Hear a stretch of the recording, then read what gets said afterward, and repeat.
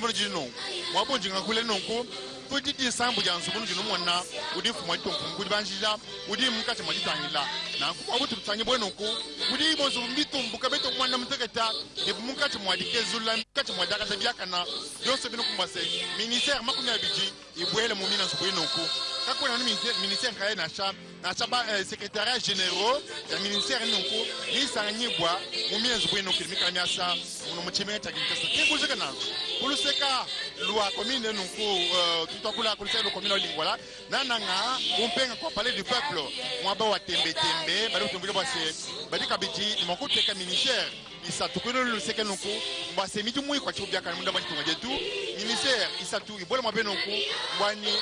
ministère so e munda bani tunga kai ka be kutukela cha ikwata mijumu muzubu ya yen kayayi idimbula matanga enda munja shila kabi mwanda wanyowo mwandu wa jiki mwena nzubu mwena chibambalu walibo kulo mukutana nzubu to kabe na kuna sha mfumo jitunga Joseph Kabila Kabange mwele mejimakana meja kumwana mwakuisha zitunga kumpala kiboloka tumwela kalumbanji tukela Joseph Kabila Kabange tukela ukisema matata ponyo walbwa matata ponyo chikondo choso kumuka wanza suivi mwena kwa mabwa se kuchikondo ni musangu uwanu lokabaka nokuma kuti mwena kaina mshundu kai ujimundi mijimu mikala yenda ni banga ni mfumo jitunga subweno kulelo matata ponyo kumwa beno kumudi sambo wakulu tangilanga yenda kandekelo kumwana mshundu kai udibionsu diakaja mbwaselelo difu kujina kumwa jitunga alwabo kubanjija mwina subweno ku we ufumia kuluseka nukulo gas central we muta kuluseka lo kitambo aji manakakesa haje upita masamba kanyi a boulevard du 30 juin ni musasua libération semena kakesa yu mwana kujabra jeba lupu yengula bwena muntu lupu yengula bubu mwa duka lo asana kumbwa sebana babone kongo ikala bajisanga kabena mukuko songanasha babayishi tonda bukumpala kucha baluma we ukwera nukuja baka shitangila ni umwana immeuble gouvernement zobubutu mbuka zomwipa ni mwaka na mwasa na shamwisho mbulobo mundika bichi ni mbalu ilibika labia shamwisho mbulobo mwanzo bweno kwa mabasi muchibunye mujibi bambalo anye zomitoko bibi sasa bitoko jikuni bibichi kadi bisatu ilimwisho mbuloba chitema kibili bika la kulu muchitema muno kumwanda mukulu balibeta mo ministère kabu ni kisa sandekelu anye 9e étage mwaba uwekala ibunu mokuteka nonko bilo bya mfumo jitunga ni bilo bya ministre kabana mbere bukalemba jitunga ni nzubune na wabisangilo wabenda bukalemba jitunga bien subidi bikala bimpa biakana Congo démocratique mukala munkachi mwadasa le bilo kubulombo dibo yenka yenda mukalenga Joseph Kabila Kabange kongo mungalata bulobo kwendela bwenyi jitunga dimpa njaka na jibantu bonso ni mwakulwa katona kabichi mwakwele myoyi kutu anakumatunga menyinasha bokwekumatunga mputu nasha pyoto bonso tulibika lampini miabito mwakuju kumachanza muchaji kwamba bwase tujini kwetu kutulela Congo démocratique bulobo wetu bankambwa bulobo butshilo nonko ku Joseph Kasavubu bulobo butshilo nonko di Patrice Emery Lumumba bulobo butshilo ku mukalenga mzee Laurent Désiré Kabila ni babombanchi mwakutela mwabenonko bulobo bwimpene bwakana muno muchimenta kimtia sampila mambu wajitonga jetu mba sanzo bumwimpa zo mutumbuka no mwana mubilo nyabiri bamubantu baye kusomba ku bakushaka yera kumwana mshundukai udi Joseph Kabila Kabange mwele benchimaka akuma makombulisha bula matali wenda base bakwate mujumu impene mwaka mbalubwa badiri mujumu na wajenza wakumona makuisha ko wole mukati kompala kushu wa Guillaume ko mengi panchi fumati tongo chimukati mwajito nguluka wendo bantela zo mutumbuka immeuble intelligent. Merci beaucoup Boukoka, je suis en train de prendre immédiatement Katendi Zola. Katendi Zola, c'est une très grande journée, une journée historique. Une fois de plus, Joseph Kabila Kabange et son gouvernement entrent dans l'histoire de la République démocratique du Congo parce qu'il était une fois que les personnes, de Congolais, voyaient leur pays peut-être se mourir sans crier gare. Il aurait fallu, comme l'a dit l'un des intervenants de tout à l'heure, il aurait fallu un homme, il aurait fallu un visionnaire, il aurait fallu un homme qui a la passion pour son pays. C'est Joseph Kabila, président de la République et chef de l'État. Avoir des années que les Congolais ont perdu dans Sakayonsa, dans ceci, peut-être que tout ce temps-ci s'était mis en contribution. La République démocratique du Congo, comme il sera demain à une évidence, la République démocratique du Congo serait le tout premier Africain à être à l'émergence. Là, je l'ai dit, parce que simplement, les pays comme l'Afrique du Sud, d'autres pays africains qui sont aujourd'hui assez avancés matériellement, mais ces pays-là, à un moment donné, se sont appuyés sur la République démocratique du Congo pour trouver des soins appropriés, pour trouver des agriculteurs, enseignants agriculteurs, pour trouver des constructeurs de partout. Et donc dire aujourd'hui, le 20 juillet 2015, Joseph Kabila Kabange vient une fois de plus de prouver le temps qu'il voit la chose, il imagine, autant il est matérialisé, autant c'est le développement, autant parfois aussi les Congolais s'étonnent lui-même comment ce qu'il a dû faire, comment il a fait. Mais simplement il aurait suffi d'y penser, il aurait suffi d'imaginer, il aurait suffi d'avoir des personnes qui sont à même de concrétiser tous ces rêves qui aujourd'hui deviennent de réalité Katende Zola. Oui, c'est le cas. Diambo Molenda Touba, Koukouma Mengi Panzi, Ganabelo Bata français, Benke Toubaka, Dieu est un artiste. Yazola Toubati,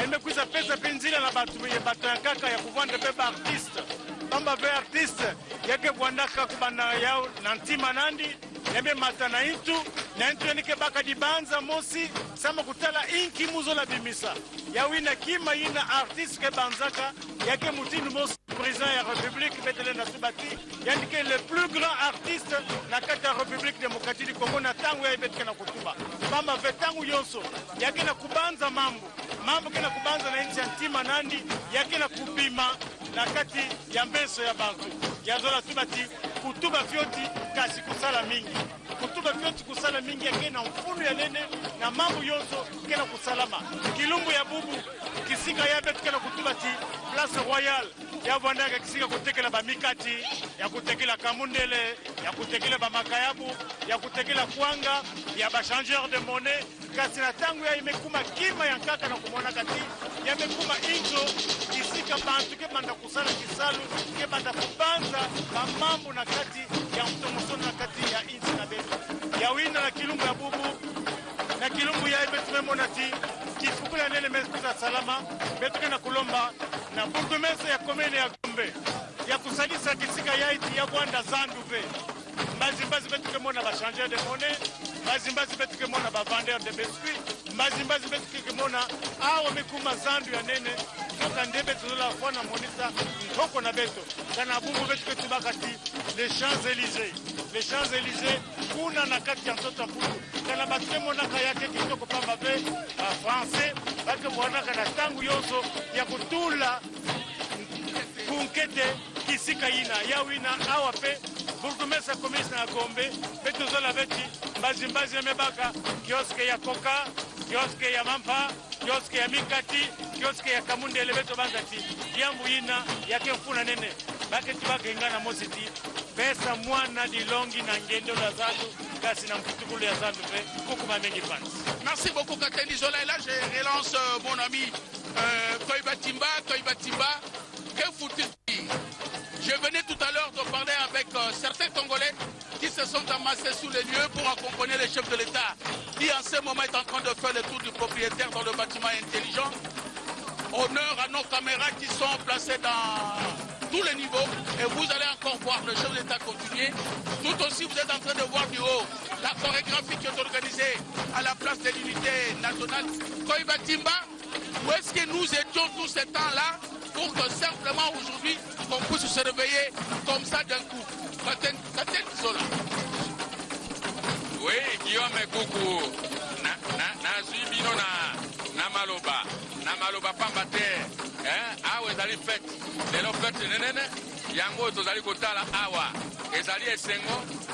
mpo ya biso banso, pamba te esengo ewana, ezali ya motu moko te, kasi boko, bato, kati ya lisanga nde bazwi mokano, ya kozwa makanisi ya kobongisa. Ezali esengo mpe ya biso banso, ezali esengo mpe po ya yo po ya ye po ya biso banso bana ya République démocratique du Congo. Nantina ewana coordonnateur ya makambo matali satellite Blaise Wamba Yeti ye auti kotitela biso SMS ala biko ibatimba tala makambo oyo ekolo ekoki kokumisa tala makambo oyo biso banso soki tozali na lisanga tokokende mosika tokosala ekolo ya makasi tala makambo oyo soki lelo ndenge tata mokonzi Joseph Kabila Kabange alobi te satellite esalema kati ekolo ya biso tala makambo oyo tokoki kotombola yango nyonso mpo ya lokumu ya biso mpo ya bolamu ya bana ya République démocratique du Congo wana ezalaki maloba ya ndeko biso Blaise Wamba Yeji coordonnateur national ya makambo matali satellite okati ya ekolo ya biso oyo mpe azali président ya ba Nganga Mayele okati ya ekolo ya biso République démocratique du Congo kati ya lisanga ya bango kasi na mbonda ye bozali kotala tozali kosepela lelo esika oyo soki tobendi mwa maloba moke nani ministre ya transport azali kosala na mikolombi esika ya ministre ya travaux publics ndeko Kalumba mwana ngongo auti koloba awa na makambo etali maintenance Guillaume Kuku pamba te nalandi mpe na Katendi Zola ezali likambo linene ndako yango etelemi gouvernement na mosolo euti na biso bana ya République démocratique du Congo ezali ndako oyo tozali komona na bili awa ezali esengo kasi esengeli tobatela yango oyo ndeko ministre Kalumba wa transport autaki koloba maintenant esengeli toyeba kobatela yango pamba te soki tobateli yango te totiki yango lobilobi ekobeba ekozala malamu soki mokete kasi na oyo mpe liboso ya ngambe ya mibale ya Royal esika mpe baministre basusu bakovanda omoni esika tovandi awa ezali kitoko mingi totali bapelouse bamwinda ndenge na ndenge biloko kitoko me esengeli tobatela yango ezali site touristique esika bya lolenge loye ekozala bisika ndakisa na mikolo ezali koya ndenge ministre Banza Mukalai ya atali makambo ya ntoki mpe zebi alobaki na masukulu maye pamba te tomoni bikeko ezali bisika ndakisa ya site touristique bato bakoki koyawa bakokanga bafoto banini ezali kitoko mingi kasi tobatela yango pamba te tolobaki te bana ya République démocratique du Congo basengeli kotala maye mazali bongo koleka kotala maye mazali koleka po tobatela mango tosalela mango tobatela oyo tozwi pamba te soko tolobi lelo tobebisi oyo tozwi lobi tosali tobebisi ekozala malamu te tolengi Kinshasa ezala poto moindo capitale ya République démocratique du Congo Léopoldville lero wana lelo Kinshasa capitale ya République démocratique du Congo ezala poto moindo tolingi yango tosengeli mpe kolinga yango mpo na kolinga yango ekosenga makanisi mabiso maso mazala esika moko mpe ndeko mosusu alobaki Katendi Zola na ntango opesaki nga nzela alobi koyiba timba politique na bapoliticien ya solo politique na bapoliticien kasi ata yo lobi oboyi politique ekokipe na ekosokipe nayo ezalaka ndenge wana kasi ya liboso totika mpo biloba lobeleki oyebi te balobaki bonabote tika bapoliticien basala mosala na bango toyebi ke na palais de la nation palais du peuple nalingi koloba soki badepute basangani mpo ya kosala mibeko wana nani akosalela ezali biso peuple population tokosalela mibeko mbie wana alors tika depute asala mosala na ye yo soko osalaka bilanga tika mosala na bilanga nyonso wana nde tokokokisa lotomo la biso na kati ya lisanga mpo na kotombola mboka na biso ekolo na biso République démocratique du Congo. Guillaume. Merci beaucoup Koyiba Timba, amis téléspectateurs depuis ce matin, vous nous suivez par ce direct de la radio-télévision nationale congolaise. C'est un direct qui accompagne un grand événement de ce jour. Cet événement, c'est l'inauguration du bâtiment de l'hôtel du gouvernement, construit sous fonds propres du gouvernement de la République, sous l'impulsion du chef de l'État, Joseph Kabila Kabange, qui en ce moment est sur place. Nous disons aussi que c'est le plus beau bâtiment, le tout premier bâtiment depuis l'indépendance en 1960, le tout premier bâtiment qui va constituer l'hôtel du gouvernement, un hôtel gouvernement officiel placé au centre-ville de Kinshasa.